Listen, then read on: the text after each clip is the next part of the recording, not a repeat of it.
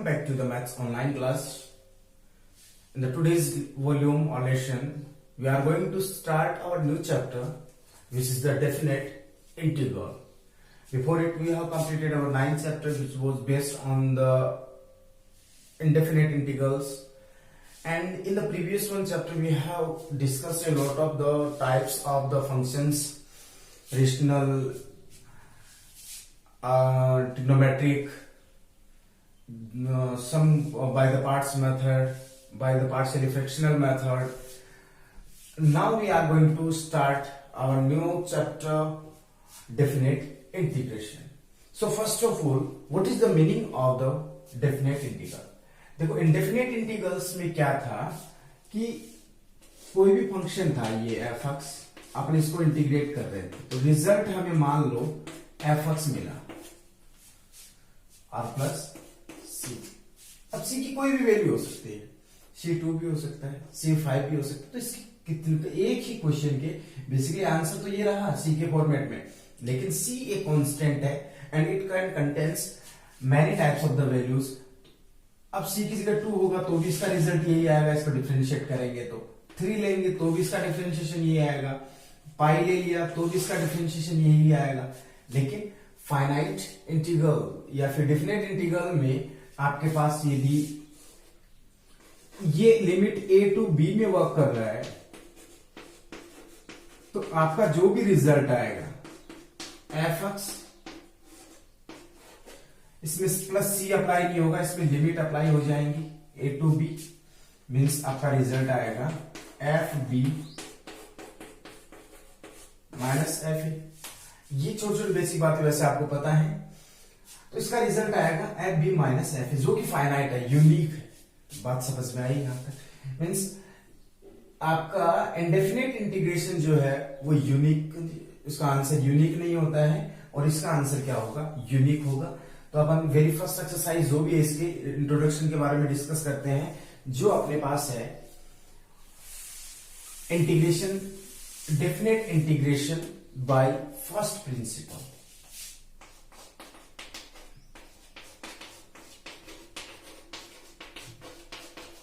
और limit of some. पहले तो देखो अपन जैसे फर्स्ट डिफरेंशिएशन में फर्स्ट प्रिंसिपल अप्लाई किया था और इंटीग्रेशन में भी अपन ने फर्स्ट प्रिंसिपल अप्लाई किया था, ऐसे डेफिनेट इंटीग्रेशन में फर्स्ट प्रिंसिपल होगा। फर्स्ट पहले तो अपन क्लियर करते हैं ये मैटर क्या है। मान लो ये कोई कर्व है आपका f x, y is equals to f x, अपने पास कर्व है और ये लिमिट a टू b में हमें इंटीग्रेट करना है। अब इसका मतलब क्या हो गया, the area covered by the function और the curve under it with x axis and ordinate. ये ऑर्डिनेट हो गए और ये आपकी हो गई एक्स एक्सिस। हमें ये एरिया कैलकुलेट करना है। क्लियर है बात यहां तक? अब ये होगा कैसा, देखो अपन ने रेक्टेंगल पढ़ रखा है, अपन ट्राइंगल के बारे में कैलकुलेट कर सकते हैं, वो चाहे कैसा भी, square, rhombus, parallelogram, trapezium. About this type of the structures we can easily calculate the area, but now it is an irregular structure. Like अब इसका एरिया कैसे कैलकुलेट हो, इसके लिए कोई फॉर्मूला नहीं है अपने पास।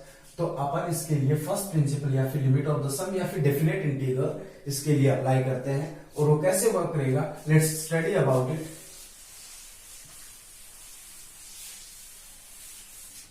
चलो ये मान लो आपका कर्व हुआ और ये अप्लाई हो रहा है लिमिट a टू b, ये होगी लोअर लिमिट और ये होगी अपर लिमिट। अब यू मान लो कि अपन इसको छोटे छोटे स्टेप्स में डिवाइड कर लेते हैं। ये लो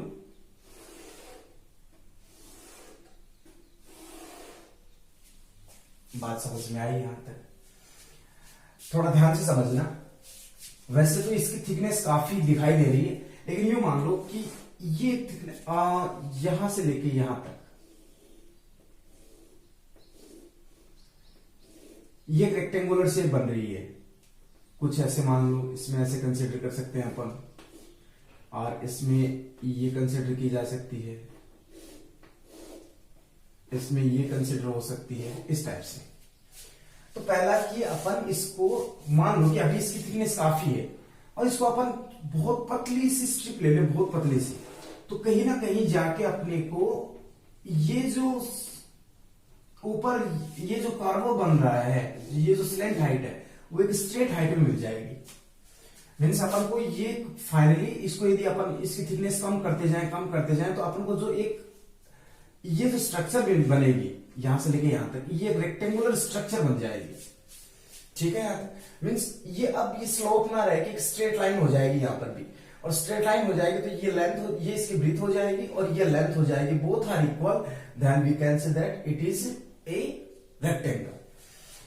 तो अपन इसकी जो थिकनेस है, अब मैं इसको ही ये कंसिडर करते हुए चल रहा हूं, तो अपन इसकी थिकनेस यूं समझ सकते हैं कि ये h है and h is tending to 0, means बहुत कम है, negligible. h is tending to 0, not h equals to 0, h is tending to 0। तो इस केस में अपन ये बोल सकते हैं कि ये जो स्ट्रिप है, ये स्ट्रिप एक रेक्टेंगुलर शेप अपने को मिल दे रही है। तो अब अपन क्या करें, देखो हमें यहां से लेके यहां तक का एरिया कैलकुलेट करना है। Sum of area of this one plus area of this one plus area of this one plus plus ऐसे करते करते करते अपन अब यूं मान लेते हैं कि नंबर ऑफ स्ट्रिप्स अपने पास, यूं मान लो यहां पे कितनी है, n। नंबर ऑफ स्ट्रिप्स अपने पास कितनी है, n, और n is tending to infinity. Means ये अपन एक बहुत सारी स्ट्रिप्स की है, वो स्प्लिट होते होते इंफिनिटी तक चलेगी। बात समझ में आई आप? और ये जो h है, h is tending to 0। Clear है? n is number of strip which tending to infinity, sorry, n is number of strips which is tending to infinity and h is thickness of the strip which is tending to 0। Got it? अब देखो यहां से, यहां से a से start हो रहा है, इसका मतलब ये डिस्टेंस है आपकी a और ये डिस्टेंस है आपकी b। What it? और यहां से लेके ये जो डिस्टेंस है, लेंथ है, वो कितनी होगी, b माइनस a। क्लियर है यहां तक? ये डिस्टेंस हुई b माइनस a। अब बात आती है इसकी, h इज इक्वल टू क्या होगा, h इज इक्वल टू, देखो हमारी टोटल इस डिस्टेंस को अपन यू कंसीडर कर सकते हैं, ये h है यहां से लेके यहां तक, and number of the strips is equal to n। So and h is the thickness of the width of one strip and n is the number of strips. So we will multiply by both, then we will get the total distance from here to here, and which is equal to b minus a, और we can say that h is equal to b minus a upon n, where h is tending to 0 and n is tending to infinity। बात समझ में आई यहां तक? चलिए अब आगे, अब इसका एरिया कैलकुलेट करते हैं। पहले तो इसका एरिया कैलकुलेट करने के लिए देखो, ये अपने पास क्या हुआ, लेंथ इनटू ब्रीथ। ब्रीथ क्या है, h, ब्रीथ आपकी होगी h, और लेंथ है तो फंक्शन ही ना यहां पे, तो जो कि हुआ, या फिर अपन यू कह सकते हैं आपकी इसका एरिया हो जाएगा लेंथ इनटू ब्रीथ।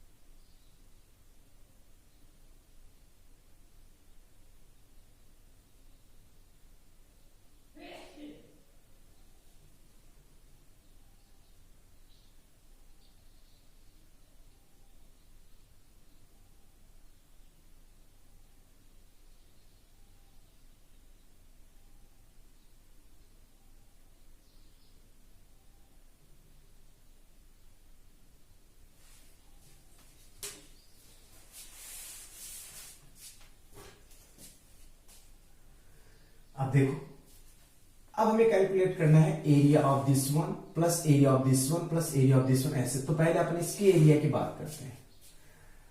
आप यहां से स्टार्ट, या तो आप यहां से स्टार्ट कर सकते हैं और या फिर आप यहां से भी स्टार्ट कर सकते हैं, क्योंकि ये और ये दोनों इस केस में अभी क्या है, equal.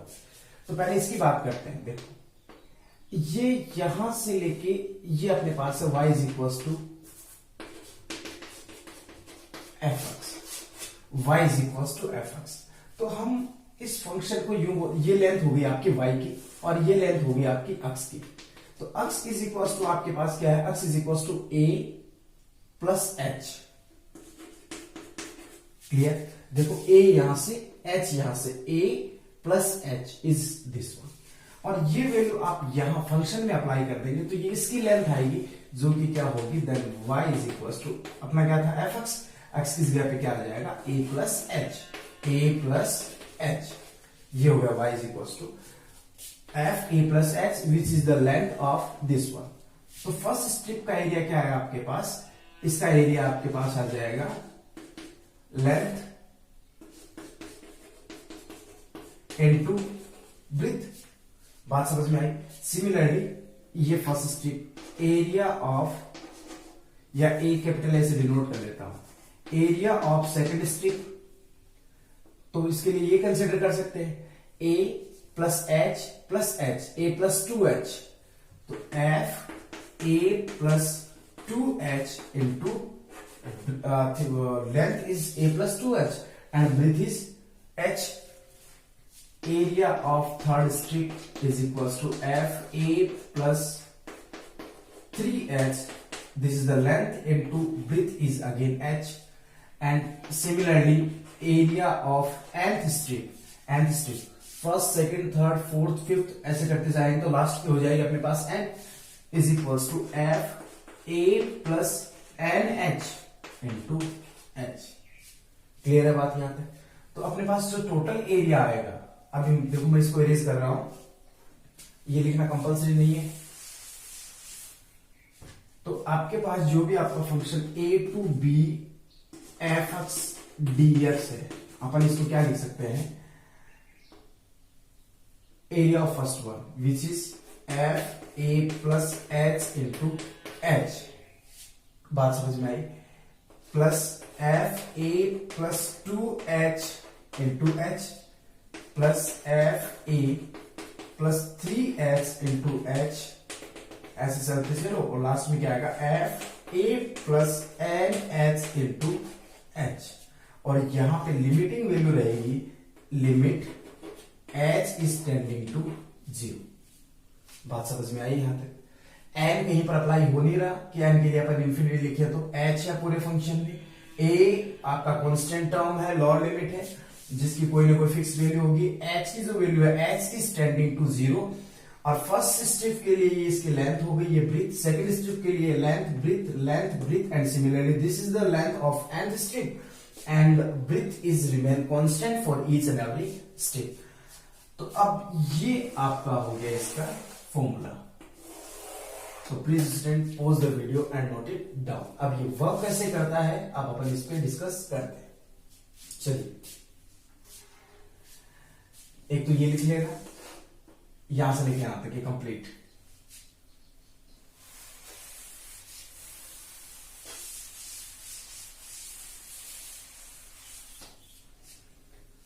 Let's start from the first question. अब इससे पहले मैं कुछ फॉर्मूलाज आपके सामने आपको एक्सप्लेन करना चाहूंगा। In the 11th standard we discussed first sigma n, इसका मतलब 1 2 3 अप टू एन। फॉर्मूला क्या था, एन अपॉन 2 एन प्लस 1, या फिर n into n plus 1 upon 2। पहला फॉर्मूला तो अपने पास ये था। Second, sigma n square which means 1 square plus 2 square plus 3 square up to n square, जो कि था अपने पास n into n plus 1 into 2n plus 1 upon 6। Clear? And the third formula was sigma n cube. It means 1 cube plus 2 cube plus 3 cube up to n cube is equals to n plus 1 upon 2 whole square, sorry whole cube. ये अपना third formula था। Next पे चलते हैं fourth. किसी AP का sum of nth term of AP, उसका formula था n/2 2a plus n minus 1 into d. Clear है यहां तक? लास्ट फॉर्मूला अपने पास बचा है fifth, sum of nth term of GP, जो कि था a r to the power n minus 1 upon r minus 1, where r is greater than 1, और जब r लेस देन 1 था उस सिचुएशन में फॉर्मूला था a 1 minus r to the power n upon 1 minus r, and where r is not equals to 1.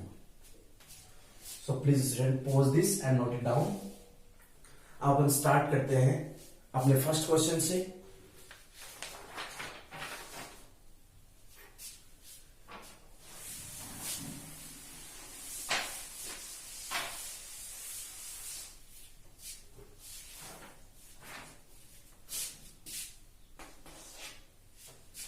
Question क्या अपने पास, I is equals to 3 to 5 x minus 2 into dx.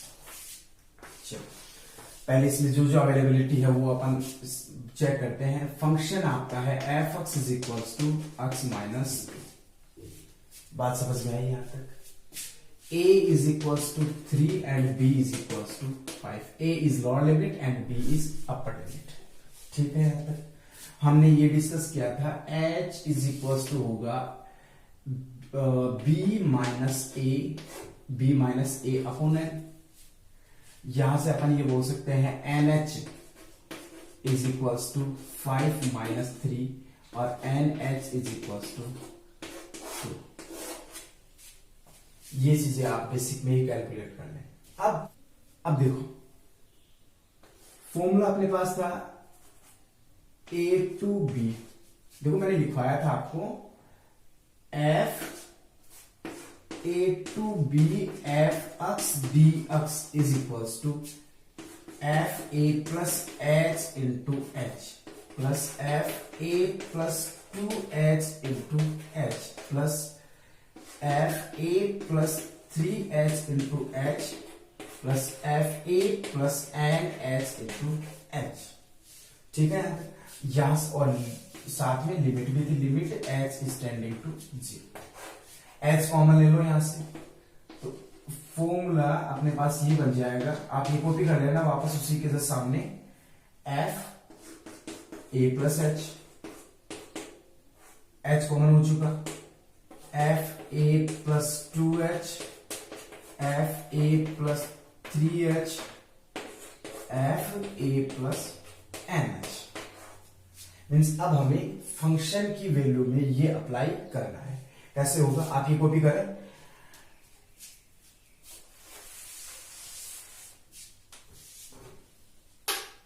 देखो a अपने पास क्या है 3, b इज 5. ठीक, f is x minus 2 into dx is equals to limit h is tending to 0 into h. हमें क्या क्या अप्लाई करना है पहले तो लिख लेते हैं. a is 3, first is a plus h plus f a plus 2h, ऐसे ही f a प्लस nh. बात समझ में आई यहां तक. चलिए फिर limit h is tending to 0 into h into function में जहां पे x है वहां पे ये वैल्यू अप्लाई करनी है. क्या 3 प्लस एच, तो एक्स की जगह 3 प्लस एच माइनस 2। ठीक है, यहां तक फंक्शन में एक्स की जगह आया 3 plus H minus 2, 3 plus H minus 2 plus from here. अब आगे 3 plus 2h, 3 plus 2h minus 2। आगे चलिए तो एक स्टेप और लिख देता हूं। अब आगे क्या होगा 3 plus 3h, 3 plus 3h minus 2। समझ में आ रही है बात? और लास्ट में अपने को क्या अप्लाई कर देना, plus 3 plus NH, 3 plus NH minus 2, 3 plus NH minus 2। बात समझ में आई होगी यहां तक। Limit h is tending to 0, h देखो 3 minus 2 is 1, 1 plus h, 1 plus 2h, 1 plus 3h,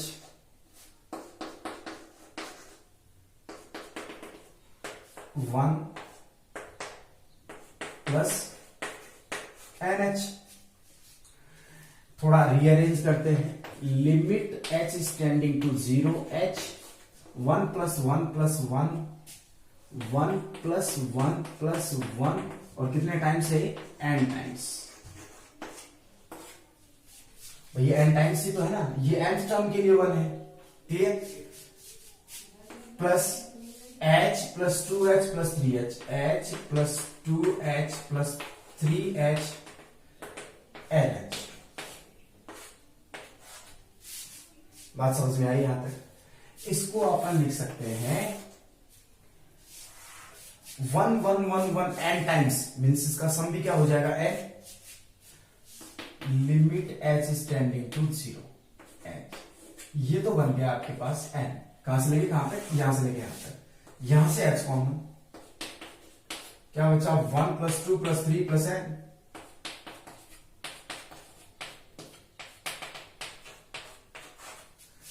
one plus 2 plus 3 plus, इसका मतलब हो गया sigma n, and sigma n plus h into sigma n। और सिग्मा n की वैल्यू अपने पास हमें पता है n plus h into n plus 1 upon 2 होती है। आप यहां पे कॉपी करें, आगे स्टार्ट करते हैं।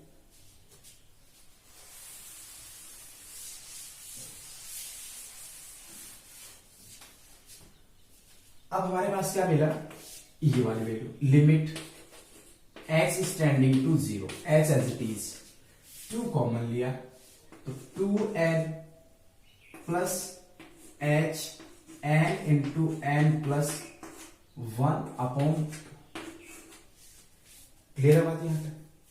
अब देखो इस h को अंदर ले लो, हर स्टेप में यही होगा। Limit h is tending to 0, 1 upon 2, 2nh plus ये होगा h square n plus 1।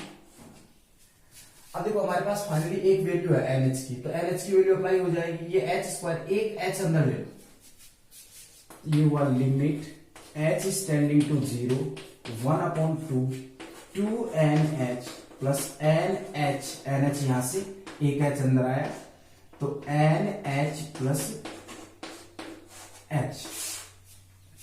Now the next step क्या होगी, limit h is tending to 0, 1 upon 2 into NH is 2 plus NH is 2, 2 plus h। Limit h is tending to 0 half, 4 plus 2h। Limit apply कर दो, क्या बनेगा 1 upon 2, 8 plus 0। Limit h is tending to 0 तो h 0 हो गया, और result क्या है आपके पास 4। मीन्स a आपका है 3 to 5 x minus 2 dx is equals to, ये हो गया इसका answer by the first principle of the definite integration, or we can say that by the sum of limits. Question क्या अपने पास, I is equals to 3 to 5 x minus 2 into dx. चलो पहले इसमें जो जो अवेलेबिलिटी है वो अपन चेक करते हैं. फंक्शन आपका है f x is equals to x minus, बात समझ में आई यहां तक. a is equals to 3 and b is equals to 5. a is lower limit and b is upper limit. ठीक है, यहां तक हमने ये डिस्कस किया था. h इज इक्वल्स टू होगा b minus a upon n. यहां से अपन ये बोल सकते हैं NH is equals to 5 minus 3 और NH इज इक्वल्स टू 2. ये चीजें आप बेसिक में ही कैलकुलेट कर लें. अब देखो फॉर्मूला अपने पास था A to B. देखो मैंने लिखवाया था आपको F A to B f x dx is equals to f a plus h into h plus f a plus 2h into h plus f a plus 3h into h plus f a plus n h into h. ठीक है, यहां और साथ में limit भी थी, limit h is tending to 0. H common ले लो यहां से, तो फॉर्मूला अपने पास ये बन जाएगा. आप ये कॉपी कर लेना वापस उसी के सामने. F a plus H common हो चुका. F a plus 2h, F a plus 3h, F a plus NH. Means अब हमें फंक्शन की वैल्यू में ये अप्लाई करना है. कैसे होगा, आप ये कॉपी करें.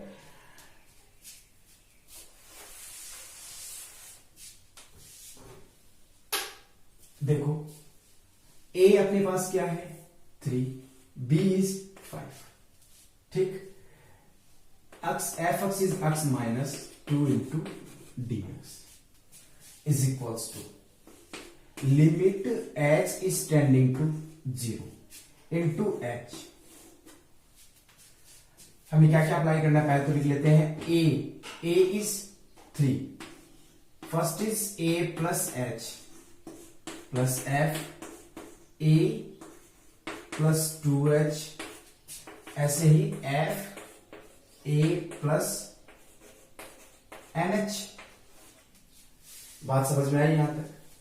चलिए फिर limit h is tending to 0 into h into function में जहां पे x है वहां पे ये वैल्यू अप्लाई करनी है. क्या 3 प्लस h, तो x is 3 plus h minus 2. ठीक है, यहां तक फंक्शन में x किस गया आया 3 plus h minus 2, 3 plus h minus 2 plus from here. अब आगे 3 plus 2h, 3 plus 2h minus 2. आगे चलिए तो एक स्टेप और लिख देता हूं. अब आगे क्या होगा 3 plus 3h, 3 plus 3h minus 2. समझ में आ रही है बात. और लास्ट में अपने को क्या अप्लाई कर देना, plus 3 plus NH, 3 plus NH minus 2, 3 plus NH minus 2. बात समझ में आई होगी यहां तक. Limit h is tending to 0. h देखो 3 minus 2 is 1, 1 plus h, 1 plus 2h, 1 plus 3h,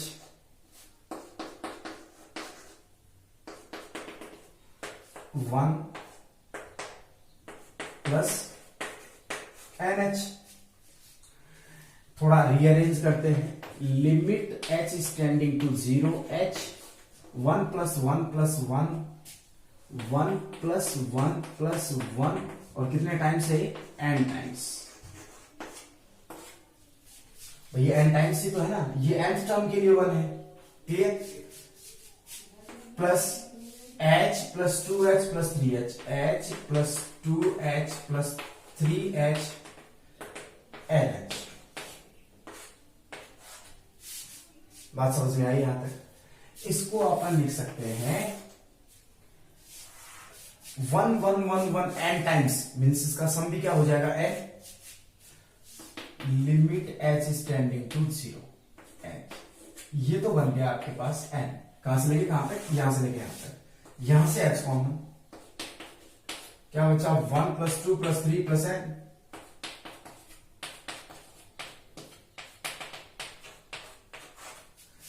one plus 2 plus 3 plus, इसका मतलब हो गया sigma n, and sigma n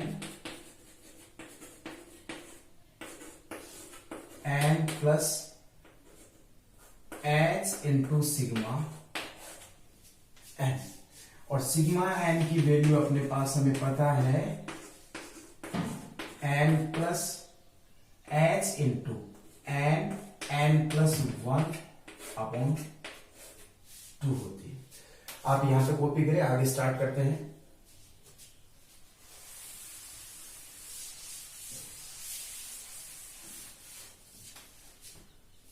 अब हमारे पास क्या मिला, ये वाली value, limit h is tending to 0, h as it is, 2 common लिया तो 2n plus h n into n plus 1 upon,